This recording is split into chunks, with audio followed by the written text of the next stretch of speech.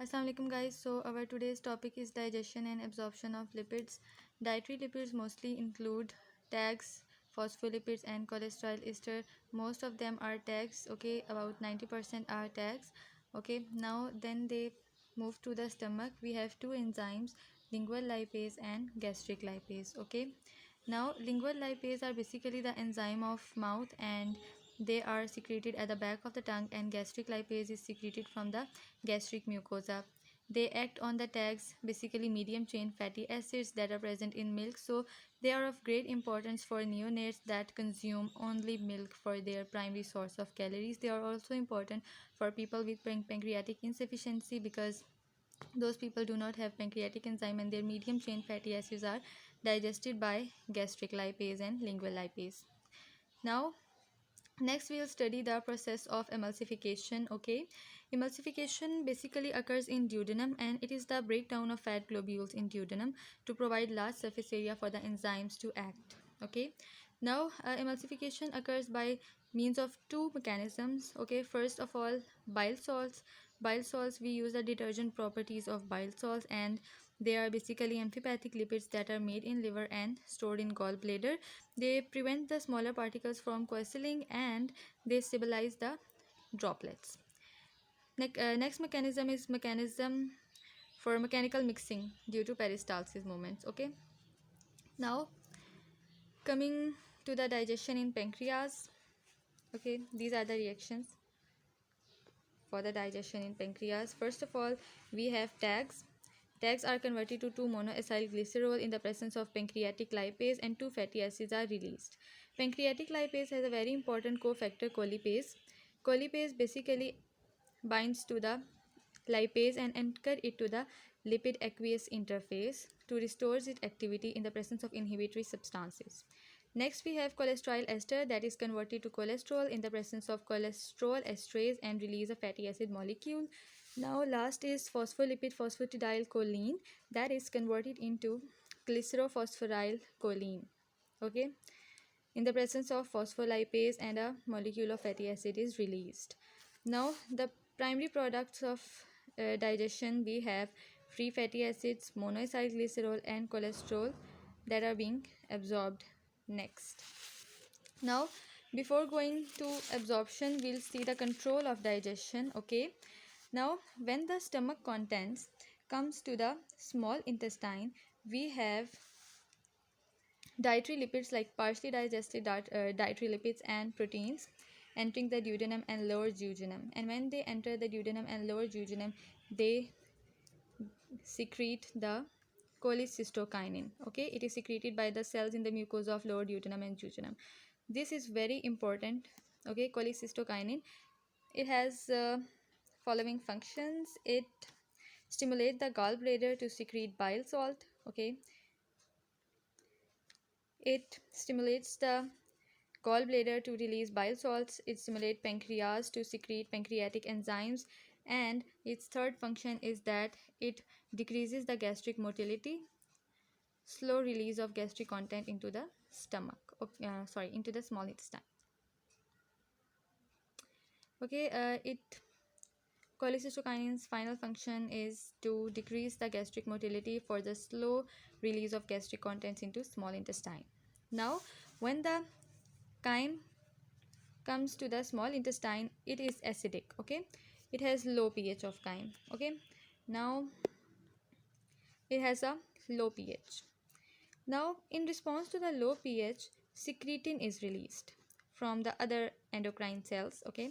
Now this secretin will cause pancreas to release bicarbonate, and bicarbonate in turn will neutralize the low pH of chyme. This neutralization of the pH is very important because the pancreatic enzyme do not work at acidic pH, so we have to neutralize it for the enzymes to work, okay? So it's all about the control of digestion. Now coming to the absorption of these products of digestion, okay? Now coming to the absorption of products by enterocytes. The primary site of digestion is brush border membrane of the enterocyte. Okay, this brush border membrane has an unstirred water layer. Okay, this brush border enzyme has an unstirred water layer. Basically, the fatty acid, cholesterol, and all these compounds make a mixed micelle. Okay, micelle is a disc-shaped cluster of a mixture of amphipathic lipids. Okay, it has hydrophobic groups on the inside. Okay, hydrophobic group on the inside, and on the outside we have hydrophilic groups.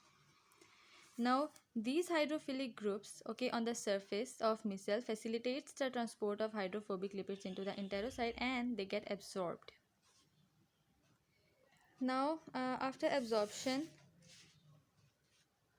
tags and cholesterol ester are again made by reesterification.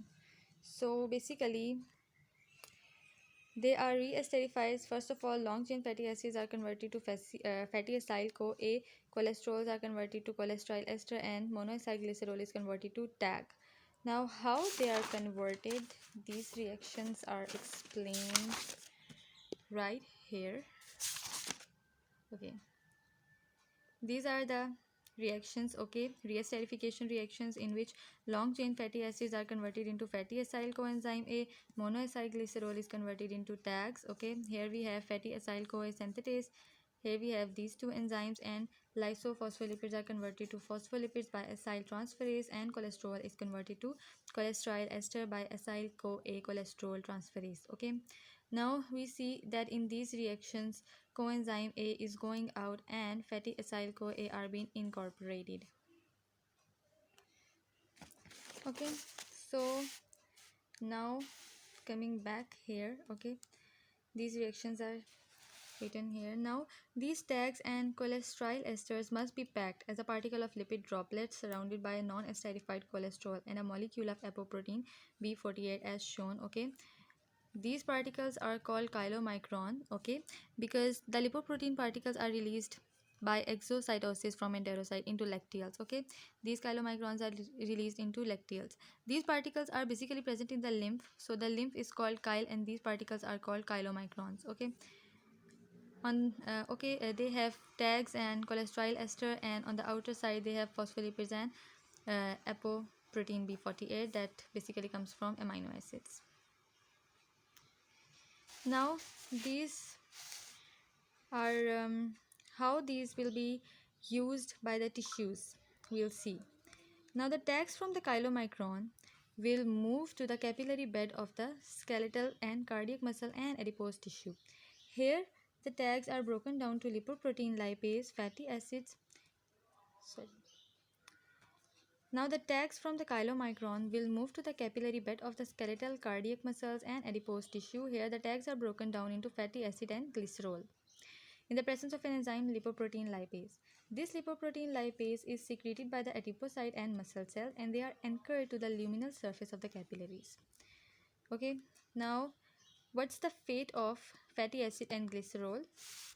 Fatty acids move to the adjacent muscle cells. These are the muscle cells and adipocytes. Okay, they will go to the muscle cell and adipocyte, and in the adipocytes they will be reesterified to tag and stored. Okay, now the fatty acid will also be oxidized to produce energy, and they in association with the serum albumin will go into the blood until they are taken up by the cells.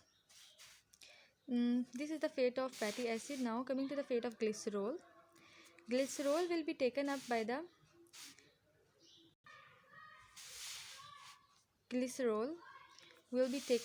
and will be converted into glycerol 3-phosphate by the hepatic glycerol kinase. Okay, and this glycerol 3-phosphate will be converted into this glycerol 3-phosphate will be converted into dihydroxyacetone phosphate, which can undergo glycolysis or gluconeogenesis.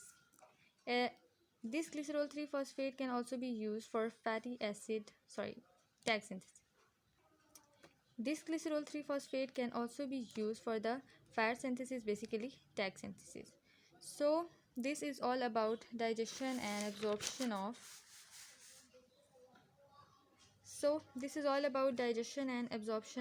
of lipids. If you like the video, then give me a thumbs up and subscribe to my YouTube channel. Thank you.